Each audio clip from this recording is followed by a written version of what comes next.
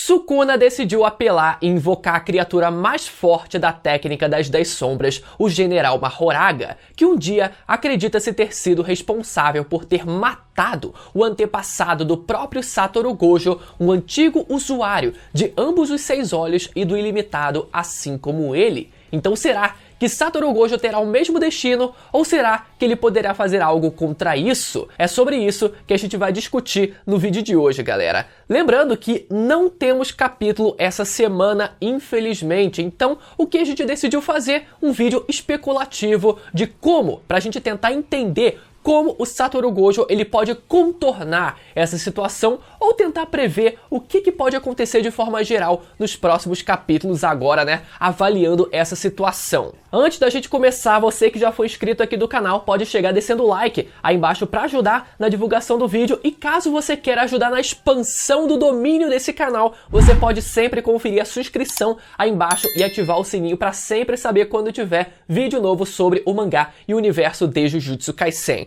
Eu tô com esse bonezinho só pra explicar pra vocês, porque meu cabelo tá zoado. E eu decidi só dar uma disfarçada aqui pra vocês não ficarem espantados. Olha só, bem rapidinho. Vamos lá então, galera, começar a brincadeira de hoje. Eu decidi separar algumas possibilidades do que poderia acontecer nos próximos capítulos, envolvendo as ações do próprio Satoru Gojo e ações possíveis de outros personagens que possam vir a interferir nesse momento no X1 dessa batalha, já que o Sukuna invocou o Mahoraga, por que não o Satoru Gojo começar ali, ó? Oi, galera, pode vir, tô esperando. Chama a galera pra ajudar ele também. Mas vamos lá, galera. A primeira possibilidade que eu vejo, e que inclusive eu já mencionei vídeos atrás, é uma possibilidade do Satoru Gojo criar uma nova técnica completamente inédita para que ele possa conseguir obliterar o Mahoraga sem que ele tenha tempo para conseguir se adaptar. Esse é o método mais eficaz para você conseguir lidar com o Mahoraga e, na verdade, o único jeito possível que a gente conheça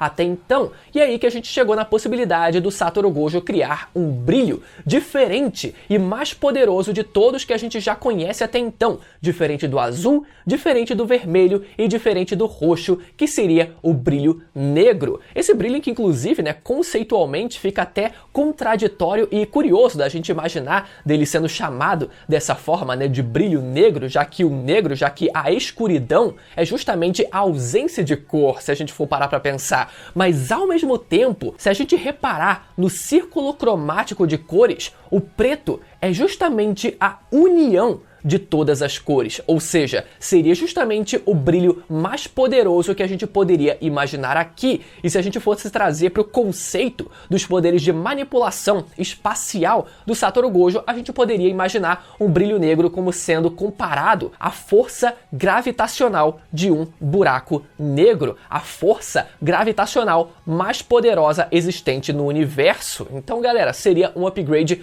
muito insano para o Satoru Gojo ter durante essa batalha, e algo completamente inédito que encaixaria no conceito das suas habilidades e seria um poder, digamos, né, talvez forte o suficiente para conseguir lidar com Mahoraga. A segunda possibilidade que eu vejo seria o Gojo não almejar o Mahoraga diretamente, mas sim almejar o Dharma, a roda existente acima do Mahoraga, e esse seja o seu alvo, quem sabe com o Satoru Gojo tentando destruir a roda do Mahoraga. E num primeiro momento, a gente até poderia ser levado a pensar que talvez destruir apenas a roda acima da cabeça do Mahoraga não fosse o suficiente, já que pelo menos a princípio, quando a gente viu das primeiras vezes o Mahoraga em ação, a gente poderia imaginar que a roda acima da cabeça dele seria nada mais do que uma representação, um espelho da adaptação que o próprio Mahoraga teria sofrido. Ou seja, primeiro a gente teria o Mahoraga sofrendo as mudanças e adaptações a outras técnicas e habilidades dos seus oponentes, e a roda acima dele sendo nada mais do que uma representação visual dessa mudança, dessa adaptação sofrida pelo próprio Mahoraga, ou seja, em tese, talvez destruir a roda, o Dharma do Mahoraga, não fosse o suficiente caso o Mahoraga ainda estivesse vivo e continuadamente sofrendo essas adaptações. Só que não, parece que o Dharma acima da sua cabeça não é simplesmente um reflexo da adaptação sofrida pelo Mahoraga, mas sim também um meio pelo qual essa adaptação é feita, ou seja, esse Dharma ele tem sim uma importância muito maior do que a princípio a gente poderia pensar. Primeiro porque se a gente for considerar o conceito do Dharma que existe acima do Mahoraga no budismo aqui na vida real, a gente poderia chegar em alguns conceitos bem interessantes, né? Como por exemplo, o fato de no budismo a roda do general divino, que além de representar o Dharma, é algo que tanto o Mahoraga quanto outras divindades defendem do mal, ou seja, é um objeto que precisa ser defendido. Seguindo, em textos antigos, o Dharma significava a lei cósmica e pode ser considerado como o caminho para a verdade superior, tanto que os 8 pontos representam os 8 caminhos corretos a serem alcançados: compreensão, pensamentos, palavras, ações, modo de vida, esforço, atenção e concentração. Ou seja, conceitualmente, né, justamente o Dharma é aquilo que representa esses 8 caminhos, né, esse caminho para a iluminação, o caminho para a sabedoria plena, o caminho, nesse caso do Mahoraga, para a adaptação a qualquer habilidade ou técnica. E capítulos atrás, a gente pôde presenciar o Sukuna enfrentando a Yorozu, que foi a feiticeira, né, que possuiu o corpo da irmã do Megumi, e durante aquela luta, o Sukuna ele usa a roda do Dharma acima da sua própria cabeça e dessa forma, mesmo sem precisar invocar o Mahoraga, somente invocando o Dharma diretamente, ele conseguiu ainda assim acumular toda a adaptação necessária, registrar toda essa adaptação no Dharma para só depois invocar o Mahoraga e ele já entrar em batalha, entrar no combate completamente adaptado, porque o seu Dharma já havia registrado toda a adaptação necessária que ele precisava para conseguir derrotar a Yorozu sem problema nenhum. Ou seja, o Dharma não é simplesmente um reflexo, mas, como eu falei, um meio para que o Mahoraga ele possa se adaptar, ou seja, o Dharma pode sim ser o alvo do Satoru Gojo. Mas se a gente fosse pensar em outras possibilidades, caso alguém venha a interferir nessa batalha, o que a gente poderia imaginar? A primeira possibilidade seria o próprio Itadori dando as caras e conseguindo, mais uma vez a teoria retorna, com o Itadori conseguindo engolir o Dharma do Mahoraga. Isso surgiu, galera, primeiro, né, porque a gente sabe que o Itadori comeu os dedos do Sukuna e etc, mas não só por isso, mas antes da batalha entre o Satoru Gojo contra o Sukuna iniciar, o Itadori, ele diz que para derrotar o Sukuna, ele comeria, ele engoliria literalmente qualquer coisa. E nisso, né, o pessoal já criou a possibilidade dele, antes do Gojo sair do selamento, dele engolir o cubo, que era o reino da prisão, né, onde o Satoru Gojo estava selado para de alguma forma conseguir desfazer o selo, né? O que não foi o caso, isso não aconteceu, mas quem sabe ele não conseguir engolir também a roda do Mahoraga, né? Ou seja, será que o Itadori vai comer a roda do Mahoraga? Fica aí o questionamento. E a segunda possibilidade de interferência nessa batalha seria o próprio Yuta, com a habilidade da maldição da Rika, já que o próprio Yuta, ele pode invocar a Rika a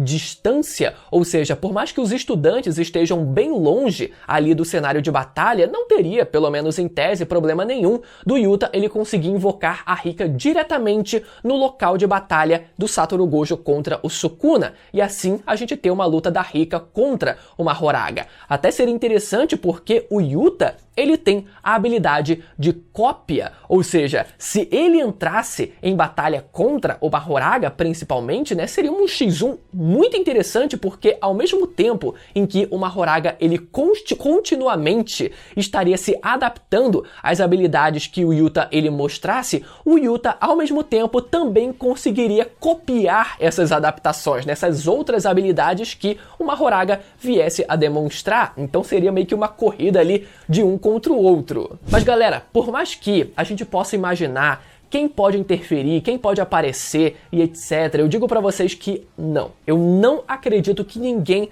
vá aparecer para ajudar o Satoru Gojo nesse momento e que o próprio Satoru Gojo precisa. Ele tem a necessidade e a obrigação moral de conseguir ultrapassar esse desafio por conta própria. E aqui vai ser o momento da cravada. Como eu acredito que essa batalha vai se encerrar. O que eu acredito que possa acontecer, seja com Satoru Gojo conseguindo danificar de alguma forma o Dharma do Mahoraga ou o que quer que seja, mas de forma geral, o que eu acredito é que o Satoru Gojo, mesmo que ele possa ficar à beira da morte, ele consiga sim matar o Sukuna. Dessa forma, confirmando a profecia, né, de certa forma, do que ele disse 2 vezes já no mangá, no começo do mangá e também agora antes da luta, de que ele venceria o Sukuna. Então sim, eu acredito que o Satoru Gojo ele vai conseguir não só vencer o Sukuna, mas também que ele consiga matar o próprio Sukuna. Só que a gente sabe que o Sukuna ele tem a habilidade de reencarnação e dessa forma ele consiga reencarnar mais uma vez, quem sabe através do último dedo que não foi consumido pelo próprio Sukuna, ou seja, aquele 20º dedo seria a forma que o Sukuna ele utilizaria para que ele pudesse reencarnar mais uma vez e a gente pudesse entender dessa forma como o Sukuna ele tem e como funciona essa habilidade de reencarnação.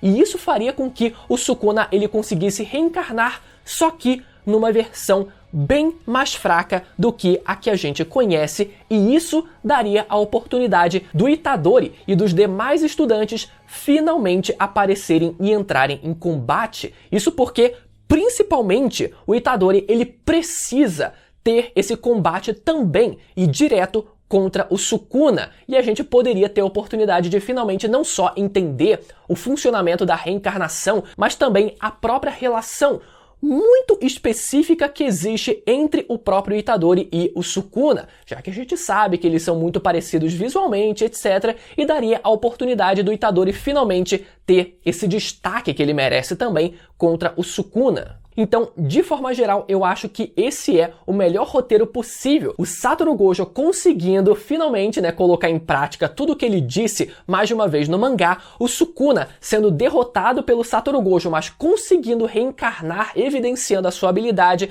e dando finalmente um destaque para o Itadori conseguir ter chance de derrotar o Sukuna, lutar contra ele, pelo menos numa versão mais fraca do que a gente conhece, e a gente entender toda a relação que existe entre eles, galera. Eu acho que dessa forma, particularmente, eu acredito que essa seja a melhor possibilidade para o encerramento dessa batalha. Agora, mais uma vez, eu quero saber a opinião de vocês aí nos comentários, e caso você queira ver os últimos vídeos analisando os capítulos do mangá, eles vão aparecer na tela agora para você poder ir lá assistir e ficar um pouco mais por dentro de tudo. Não esquece de conferir a sua inscrição aqui embaixo para sempre saber quando tiver vídeo novo, e a gente se vê nos próximos vídeos, beleza? Até a próxima, tchau!